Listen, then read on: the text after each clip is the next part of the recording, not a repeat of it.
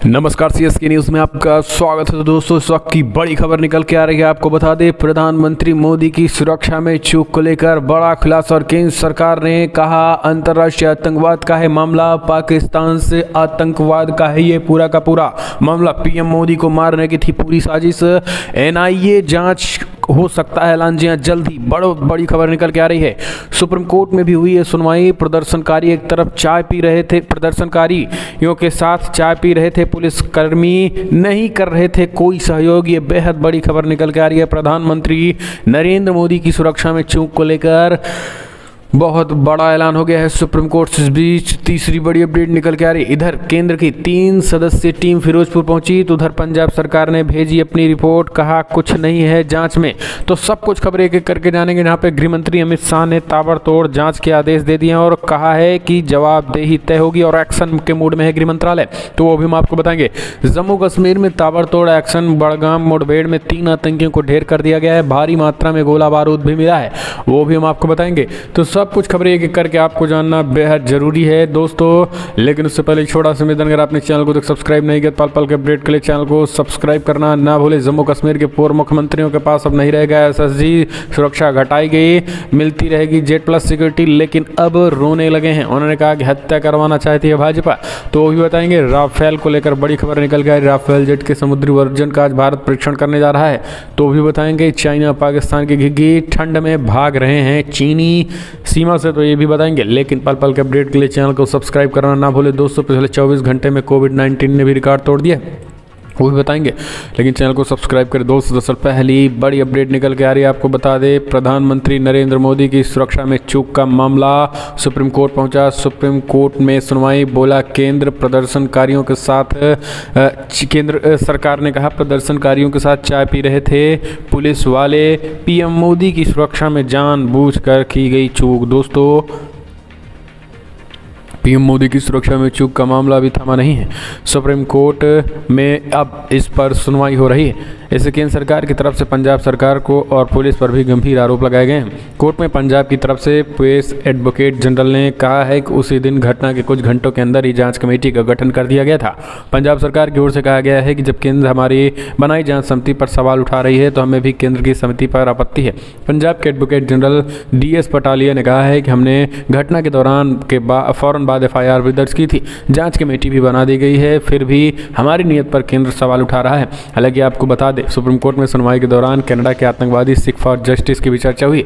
केंद्र की तरफ से सॉलिसिटर जनरल तुषार मेहता ने कहा है कि पीएम मोदी की सुरक्षा जिनमें राज्य शासन और पुलिस प्रशासन दोनों पर जिम्मेदारी थी, उनकी जांच राज्य सरकार नहीं कर सकती। कहा गया है कि जांच में एनआईए का भी होना बेहद जरूरी है। ये भी कहा गया है कि पंजाब के गृह सचिव खुद जांच और शक के दायरे में है, तो वो कैसे जांच टीम का हिस्सा हो सकते हैं। इससे पहले याचिकाकर्ता ने अपनी दलील में कहा है कि मामले को गंभीरता को समझते हुए पीएम के दौरे से जुड़े डॉक्यूमेंट को एनआईए की मदद से डीएम को जब्त करने की छूट मिलनी चाहिए। उन्होंने कहा है कि सभी सबूतों को सुरक्षित करके जांच होनी चाहिए। कोर्ट में गुजारिश की गई है कि जांच की उनकी निगरानी में हो। सुप्रीम कोर्ट में सुनवाई शुरू हो चुकी है। याचिकाकर्ता मनिंदर सिंह ने कहा है कि मामला लॉ एंड ऑर्डर का नहीं बल्कि स्पेशल प्रोटेक्शन ग्रुप एक्ट का है। मनिंदर सिंह ने कहा है कि पीएम खुद भी चाहें तो अपनी सुरक्षा को नहीं हटा सकते। याचिकाकर्ता ने कहा है कि मामले की जांच राज्य सरकार नहीं कर सकती है।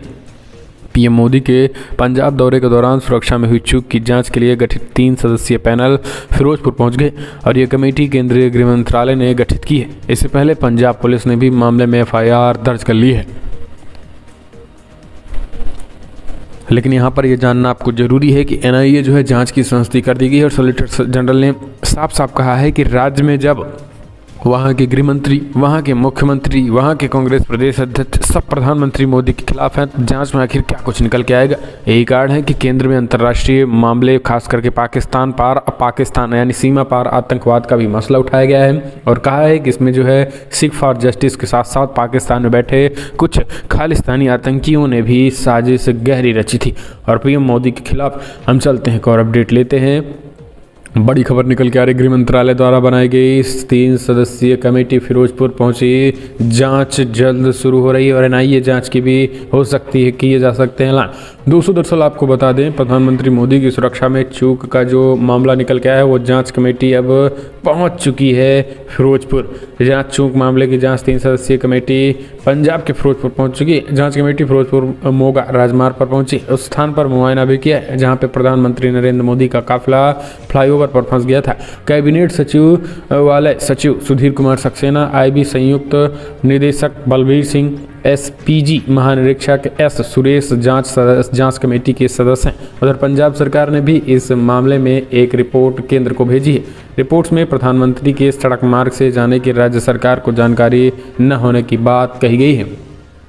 हालांकि अब इसकी जांच चल रही है। हम चलते हैं एक और अपडेट लेते हैं। दोस्तों जम्मू कश्मीर में जोरदार मुठभेड़, आपको बता दें 3 आतंकियों को ढेर कर दिया है। बड़गाम मुठभेड़ में भारी मात्रा में गोला बारूद भी मिला है। 200 मध्य कश्मीर के बड़गाम जिले के चडूरा इलाके में सुरक्षा बलों एक बार फिर से बड़ी कामयाबी मिली है। सुरक्षा बलों ने 3 आतंकियों को ढेर कर दिया है। मौके से भारी मात्रा में हथियार बरामद हुए हैं और फिलहाल इलाके में तलाशी अभियान जारी है।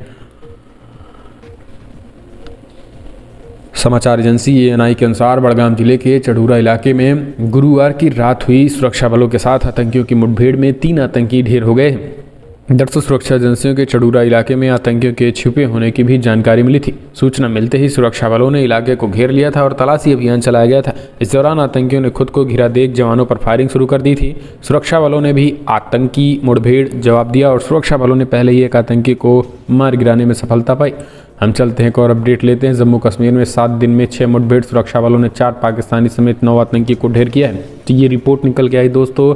सेना का जो शौर्य है, सेना का जो पराक्रम है वो ताबड़तोड़ जारी है। 7 दिनों में 6 मुठभेड़ में 4 पाकिस्तानी समेत 9 आतंकी मार दिए गए हैं।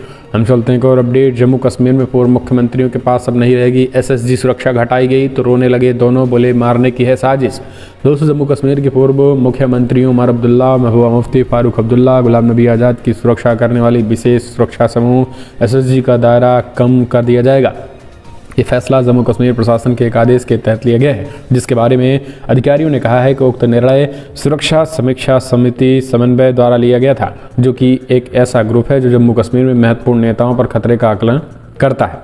सरकारी अधिकारियों ने कहा है कि इस विशेष बल SSG के जवानों की संख्या को न्यूनतम रखकर सही आकार दिया जाएगा। इसकी अध्यक्षता पुलिस अधीक्षक से नीचे के स्तर पर एक अधिकारी करेगा। वहीं SSG को अब सेवारत मुख्यमंत्री और उनके परिवार के सदस्यों की सुरक्षा की जिम्मेदारी सौंपी जाएगी। ताज़ा फैसला फारूक अब्दुल्ला, गुलाम नबी आज़ाद और 2 अन्य पूर्व मुख्यमंत्री उमर अब्दुल्ला और महबूबा मुफ्ती के सुरक्षा कवर को वापस लेने के लिए मजबूत करेगा। हम चलते हैं एक और अपडेट। भारत आज करेगा राफेल जेट के समुद्री वर्जन का परीक्षण। अमेरिका के F-18 हॉर्नेट से कई मायनों में है बेहतर। दोस्तों भारत आज शुक्रवार को अपने विक्रमादित्य विमान वाहक पोत के साथ साथ स्वदेशी विमान वाहक पोत 1 IAC पर उपयोग के लिए राफेल M जेट का परीक्षण करेगा, जिसे गोवा में INS हंसा से तट आधारित परीक्षण सुविधा के लिए INS विक्रांत के रूप में तैनात किया जाएगा। ये विमान परीक्षण के लिए गुरुवार को पोत पर पहुंचा। राफेल जेट के समुद्री संस्करण में एक विलंबित अंडर कैरिज और नोज व्हील, एक बड़ा एरेस्ट हुक और एक एकीकृत सीढ़ी और राफेल में अन्य मामूली अंतर है, जैसे वर्तमान में भारतीय वायुसेना में उपयोग में लाया जा रहा है। हिंदुस्तान टाइम्स में छपी खबर के मुताबिक मामले में परिचित लोगों के अनुसार राफेल M कई कारणों से अमेरिका के F-18 हॉर्नेट लड़ाकू विमान की तुलना में विमान वाहक पर उपयोग के लिए बेहतर अनुकूल है। उन्होंने बताया है कि F-18 के विपरीत विक्रमादित्य के लिफ्ट वे में फिट हो सकता है। आपको बता दें कि इसमें अब एक तरीके से अगर देखा जाए तो अभी तक केवल राफेल जो है वो केवल समुद्री मार्ग पे हवाई हमले नहीं कर सकता था, लेकिन अब समुद्री वर्जन का भी परीक्षण और समुद्र में भी मार करने में राफेल पूरी तरीके से तैनात होगा, क्योंकि इसमें एक F-18 हॉर्नेट भी लगाया जाएगा। हम चलते हैं एक और अपडेट लेते हैं। अंतरिक्ष में अमेरिका का अहंकार खत्म करेगा भारत। इस साल चीन लगा देगा स्पेस मिशनों की झड़ी, टेंशन में है ना सजियाँ। चाइना जो है वो कहीं ना कहीं एक तरीके से आगे बढ़ रहा। बीजिंग में दुनिया का शहंशाह वही होगा, भविष्य में दुनिया का शहंशाह वही होगा जिसका अंतरिक्ष में दबदबा होगा, और चीन इस बात को काफ़ी अच्छे से समझता है। लिहाजा चीन काफ़ी तेज़ी से अपने स्पेस मिशन को आगे बढ़ा रहा है और अपने सबसे बड़े प्रतिद्वंदी अमेरिका की बादशाहत को ख़त्म करने की दिशा में इसी साल 1-2 नहीं बल्कि 40 से ज़्यादा मिशन को अंजाम देगा। अभी तक अंतरिक्ष में सिर्फ अमेरिका का ही स्पेस स्टेशन था, लेकिन इस साल चीन का भी स्पेस स्टेशन बनकर तैयार हो जाएगा और पिछले कई सालों में चीनी ड्रैगन स्पेस स्टेशन बनाने की तैयारी कर रहा है। चीन के अंतरिक्ष वैज्ञानिक लगातार स्पेस स्टेशन बनाने के लिए कड़ी मेहनत कर रहे हैं और आखिरकार इस साल चीन का अंतरिक्ष स्टेशन बनकर तैयार हो जाएगा। अभी तक अंतरिक्ष मिशनों के लिए चीन को छोड़कर पूरी दुनिया नासा के स्पेस स्टेशन का इस्तेमाल करती है। आपको बता दें कि भारतीय अंतरिक्ष एजेंसी इसरो का भी प्लान स्पेस स्टेशन तैयार करने का है, लेकिन अभी भारतीय मिशन में कई साल लगने वाले हैं। हम चलते हैं एक और अपडेट। कोविड-19 का टूटा रिकॉर्ड, पिछले 24 घंटे में 1,17,000 करीब आए मामले। बड़ी खबर निकल के आ रही है जी, ओमिक्रॉन भी 3,000 के पार। देश में कोरोना की खतरनाक रफ्तार ने लोगों के साथ साथ राज्य सरकारों की चिंता बढ़ा दी है। कई राज्यों में सख्त कदम उठाने को मजबूर के बावजूद कोरोना की बेलगाम रफ्तार रुकने का नाम नहीं ले रही है। स्वास्थ्य मंत्रालय द्वारा शुक्रवार को जारी आंकड़े के अनुसार बीते 24 घंटे में कोरोना के 1,17,000 के करीब मामले सामने आए हैं, जो कि पिछले 7 महीनों से सबसे अधिक है। इनमें पिछले 6 जून 2021 में 1 लाख मामले सामने आए थे। इस दौरान 302 लोगों की मौत भी हो गई है। हालांकि 30,000 लोग स्वस्थ भी हो गए हैं, लेकिन सबसे अधिक जो चिंता की बात तो है कि वो सक्रिय मरीजों की संख्या में बेतहाशा वृद्धि। आपको बता दें कि देश में अब सक्रिय मरीज बढ़कर 3,71,000 हो गए हैं, जो कि चिंताजनक है। वहीं देश में अब इस जानलेवा वायरस के कुल 48,000 लोगों ने जान गंवा ली अब तक।